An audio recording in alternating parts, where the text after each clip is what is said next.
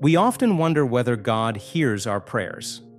Even when we acknowledge that God deals with each petition we send His way, we experience doubt because we don't understand how He has handled our plea. Yet instead of asking, "Is God hearing me?" we should be asking God to help us grow closer to Him and gain a better understanding of His ways. We should echo the words of the psalmist, Psalm 119, verse 65 and 66. "You have dealt well with your servant, O Yahweh, according to your word. Teach me good discernment and knowledge, for I believe your commands."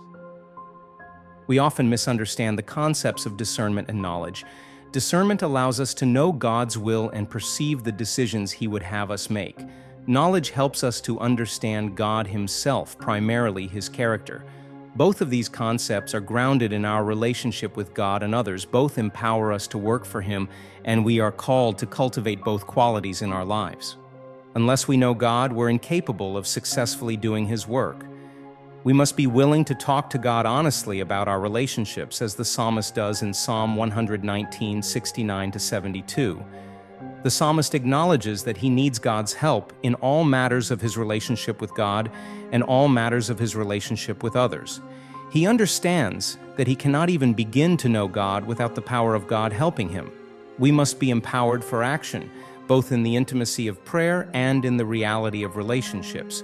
And we must support what we believe with our works, as the letter of James calls us to do, in James 2 from verse 14 to 26. What is the benefit, my brothers, if someone says that he has faith but does not have works? That faith is not able to save him, is it? If a brother or a sister is poorly clothed and lacking food for the day, and one of you should say to them, "Go in peace, keep warm and eat well," but does not give them what is necessary for the body, what is the benefit? Thus also faith, if it does not have works, is dead by itself. But someone will say, "You have faith, and I have works.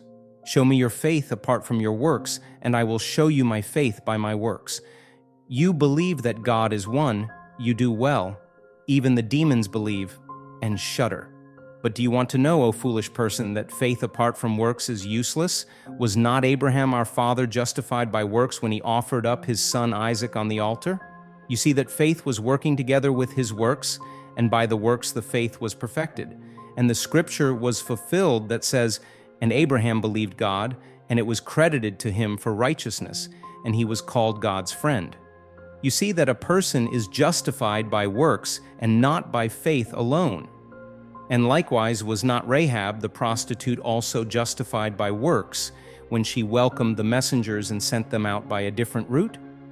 For just as the body without the spirit is dead, so also faith without works is dead." Reflecting regularly on how God has worked with us and is working in us allows us to recognize that everything in our lives has a purpose. God often works in others through us, and that great calling requires us to have knowledge of Him and discernment about His workings in our world.